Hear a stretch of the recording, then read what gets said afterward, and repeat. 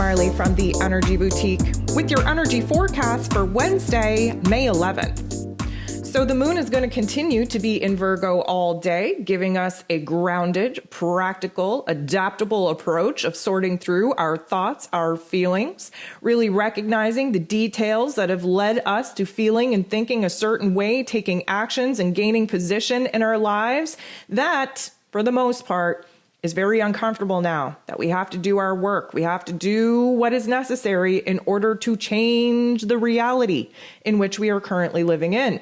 This Virgo energy wants to help us, wants to heal us, but we have to do a deep dive into the pain, into the suffering, into the trauma in order for us to figure out what it is that we actually have to heal. There are 8 different aspects taking place here today, and 5 of them involve the moon. Right out of the gate, Venus is going to semi-square with Saturn, the Lord of Karma. And the semi-square is a little bit of tension. It's not a major tension, major conflict, but it's irritating. It's tension-filled enough because Venus, of course, who is the goddess of love and beauty and worth and pleasure and joy and happiness, very focused on relationships, on money matters, is in Aries, really itching to basically begin a brand new cycle, a brand new experience, going after a new path of passion and desire. She's been very irritated because things aren't going fast enough.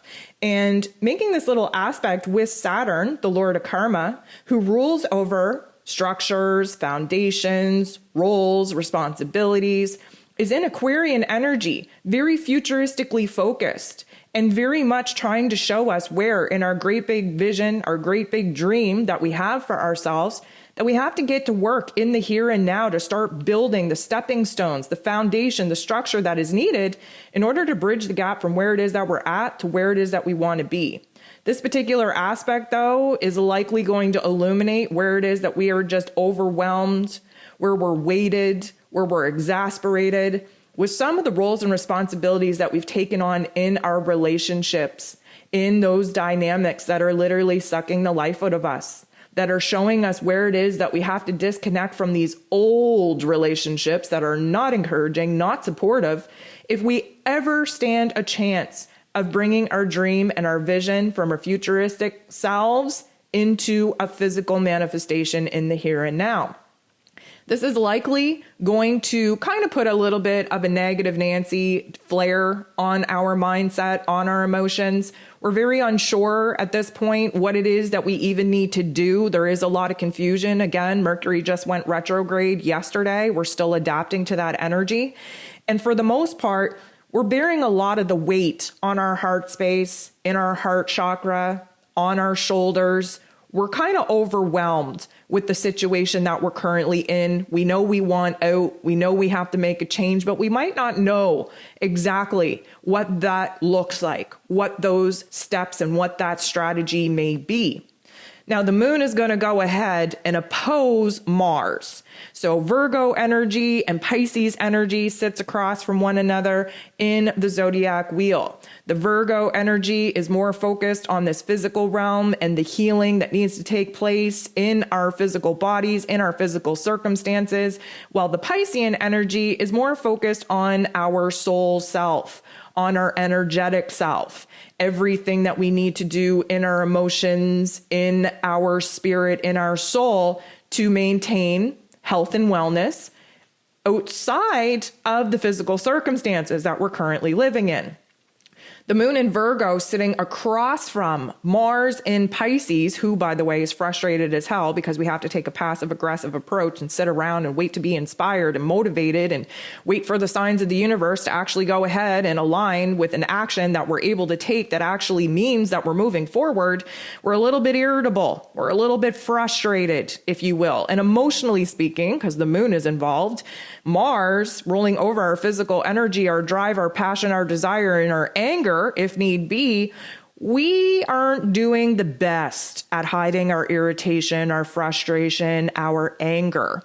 And because Mars is in Pisces and there is a tendency there to want to escape reality altogether, want to numb ourselves, just feeling so overwhelmed with all the actions, all the steps, all the changes that need to be taken if we're going to bust free from this restrictive situation in our physical realm, it can feel like a little bit much. The moon in Virgo has us very weighted, has us very focused on the physical realm and our physical experiences, but also being ruled over by Mercury, who just went retrograde. We're having a hard time sorting out our thoughts. We're having a hard time focusing.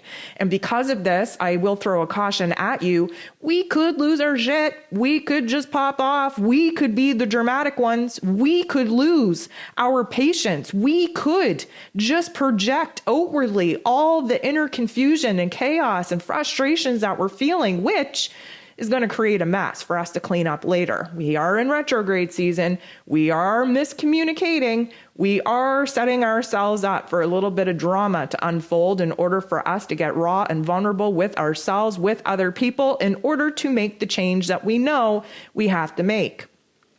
The moon is going to trine the sun.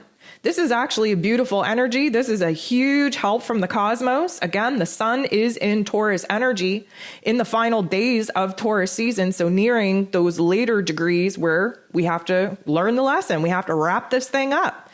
May I remind you that the sun illuminates for us where our attention needs to be, where it is that a new will within ourselves, a new determination within ourselves, got to get down to the nitty gritty, got to get real, right? Taurus energy, Virgo energy, Earth energy. We got to get real. We got to get practical. What are we getting real and practical about? What it is that we need to build, what it is that we need to create, what it is we need to give birth to, especially for our long-term goals, especially in our relationships, especially in our money matters.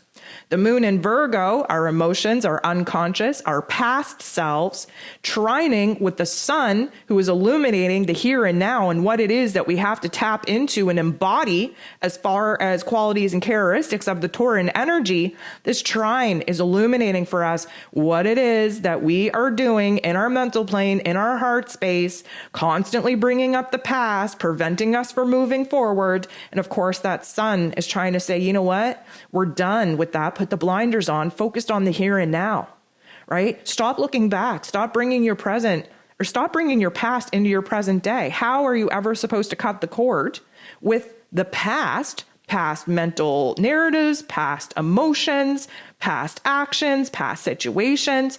If you're constantly thinking about things that popped off in the past, how are you ever going to be in the here and now?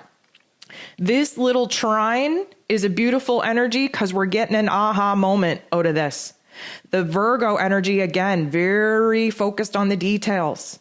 The Taurus energy, very focused on what we have control over in the here and now and what we can get to work in building in the here and now.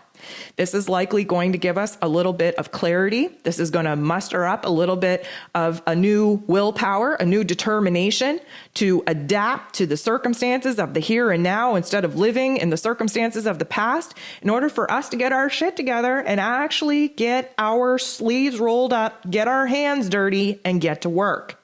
The moon is going to trine the true node. This is even better of an indication that we're making some progress in our emotions, in our headspace, and likely in our physical realm as well. We have this Taurus and Virgo energy working very hard for us to clean up our physical circumstances, our physical environment, focused on the physical realm.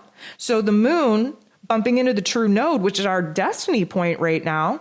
The destiny point wants us to get on the right path in order for us to actually bring forth our soul's mission, our soul's purpose, get on the path in order to actually bring to life some of these visions, some of these dreams that we are just so overwhelmed with inspiration to pursue. So the moon trining the true node in this way is a huge indication that we are piecing things together. We might not have the whole plan sorted out, but we know the first steps. We know what we have control over in the here and now. We know what we can get to work on right now that will help us build the foundation that is needed for this bridge to get us out of where it is that we're at and closer to where it is that we want to be. So this is around 1 o'clock p.m. afternoon. Okay. We go about 3, almost 4 hours until the next aspect takes place. So 4:50 p.m. Eastern Standard Time, we have Jupiter, who just moved into Aries yesterday. If you have not listened to the astro forecast for May, for Jupiter moving into Aries, for Mercury going retrograde, please go ahead and do that. You're going to get the full tea, the full story on what we can expect. So this is the first aspect that Jupiter is making in this fresh fire energy. This is a semi-square, so it's not the most positive aspect, but it is absolutely necessary because it is with Uranus, the great awakener. Ooh, can you feel the shift? Can you feel the tension? You should be able to feel the tension. You should be able to feel the restlessness. You should be able to feel the anxiety, because our want, need, and desire to grow, to improve, to progress is so freaking strong right now that we're going to feel jittery about it. We're going to feel fired up about it. We have the fire energy of Aries that is very impatient, very restless, that just wants to take action now and think about the consequences later. We have Uranian energy that rules over the central nervous system, the higher realms of our intellect, bringing in a new perspective, bringing in a little bit of confusion so that we can get to work on sorting out what it is that we need to do. This is like an unexpected push from the cosmos. There is a lot of intensity here. We have to consider the fact that Jupiter magnifies everything. He's a little bit extra, a little bit dramatic, and he's all fired up. He wants a brand new beginning. He wants everything yesterday because he's in Aries energy. This Uranus energy wants us to open our minds, wants us to make the change a lot faster than what it is that we are comfortable in making. This is a push for us to explore new territory, new thoughts, new ideas, new relationships, a totally different version of self. Jupiter is in Aries that rules over the egoic self. We are essentially reinventing ourselves. We're rebranding who it is that we are. We've had a lot of loss. We've had a lot of changes thrown at us that have really entrenched a lot of egoic identity wounds. Now is the time that we are putting the pieces back together in a better way. But we have to be illuminated to what it is that we are unsure of, that we are still kind of curious about, that we are still confused about, that we are still kind of stuck on, in order for us to sort out the details. This is a kind of energy that likely will not feel good because it's restless and it's jittery and kind of creates a little bit of anxiety, and we want to take action, but we don't know what that action is. And, you know, Uranus is involved. So we're a little bit rebellious. We want to make a move. We want to jolt. We're a little bit jittery. We don't know what to do with this energy. But this is going to open us up to new ways of thinking, especially about the systems and the structures and the foundations and the relationships that we currently got going on in our physical realm, because, of course, Uranian energy is in Taurus that represents all of those physical circumstances that are rapidly changing. And right now, we just want to see change. We don't even know what that change is going to look like because we haven't spent the time to actually formulate the dream and the vision for ourselves. We had plenty of time to do that, plenty of aspects to do that. However, many of us chose to numb and just put our head in the sand and just distract ourselves from actually doing the work and creating a vision and a dream for us to manifest. So now we don't know what to do.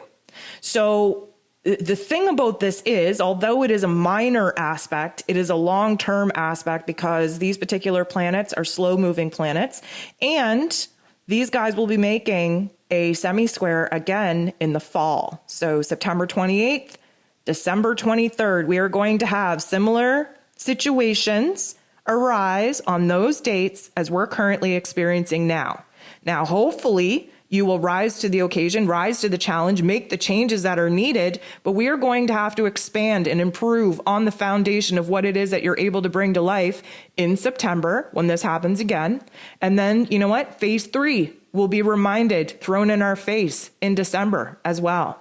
So this is going to be a long-term effort of us being able to open our minds up to the change, to the new experience, to the new passion, to the new desire, to the new beginnings, to the new initiatives, to the new sense of self that we are going to take quite a while to actually build. The moon is going to go ahead and bump into Saturn, and let me tell you, this is not going to feel good. This is likely going to transpire in an outside trigger and an activation, likely coming from a personal relationship that is reminding us of the commitments that we made in the past to fulfill certain roles and responsibilities that we're no longer aligned with, that we don't want to do anymore. It's essentially sucking the life out of us. And of course, when we face situations as such, we are just weighted with how the hell am I going to get out of this? How am I going to disconnect from this person, from this task, from this chore, from this responsibility? And keep in mind, Saturn, the Lord of Karma, is in Aquarius energy, constantly pushing us to, envision a new dream, a new goal for us to be living in order for us to be inspired to do what we can in the here and now, to make the changes that we actually have control over, to start building this bridge that's going to get us from where it is that we're currently at to where it is that we desire to be. But with that being said, the moon in Virgo, highly critical, highly judgmental, especially of oneself. We're picking things apart. We need to break down the details on how it is that we even got here, how it is that we even were the version, the vibration, the frequency to get us in this situation to begin with, to recognize the growth, the change, the transformation that we've been going through. Recognize very clearly where it is that we're no longer in alignment with certain people, certain tasks, certain chores, certain realities, and where it is that we have to break it down in order for us to recognize where it is that we need to start putting the pieces back together in a better way. The moon is going to sit across from Neptune. The moon in Virgo sits across from the Piscean energy that Neptune is currently in. Neptune rules over our dreams, our creativity, our soul self, our soul contracts, our energetic selves, our higher selves, our intuition. It also rules over delusion. It rules over chaos. It rules over not recognizing where boundaries are needed. Everything blends into each other. It is very overwhelming. It is also the ruler of numbing, escaping one's reality. And let me tell you, the moon in Virgo is so focused on the here and now, so attached to the earthly physical realm and the circumstances we have been living in, that we want to escape our body, but it's hard. We're very rooted into the physical realm right now. This opposition is definitely going to bring out the negative parts of both energies. So we are going to feel at odds. We are going to be confused because, again, the lesson that we've been learning over the last couple of weeks, if not months, has been that we can't rely on our physical circumstances to dictate what is possible for us in the future. That is our intuition's job. That's our higher self's job. We have to have a vision. We have to have a dream. We have to trust. We have to believe in the greater, grander process. We have to constantly be elevating to a higher vibration and frequency that gets us out of our physical bodies, out of these physical circumstances, to dream a bigger dream of what is possible when we have hope, when we have faith, when we believe in ourselves. But right now, we're stuck.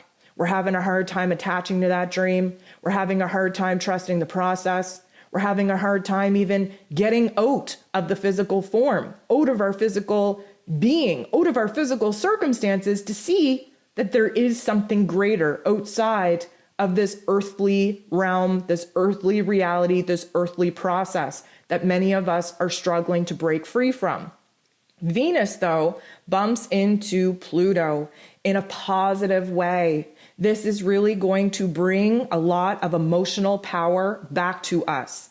Venus, of course, is the goddess of love and beauty, worth, pleasure, very focused on relationships, of course, with oneself first, with other people second, and money matters. Now, she's been in Aries. That's why we're frustrated. That's why we're irritable. That's why we're aggressive. We want new experiences. We want a new path. We want a new opportunity to reinvent ourselves with love, with respect, with worth, with value. And then we want to find ourselves with like-minded people that not only see us, but want to support us in actually leveling up, in actually doing what is right for us. And Venus in Aries right now bumping into Pluto, who is the great transformer, who is retrograde, doing an inner number in our inner realms to show us where it is that we've been blocking ourselves, where we've been tearing ourselves down, where we have been putting ourselves in destructive and toxic situations, where we have been essentially sabotaging ourselves.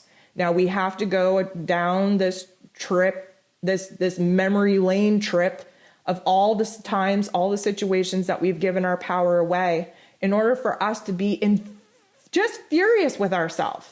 Why? Because sometimes you need to get hella mad at yourself in order to say, what have you been doing? You did this to yourself.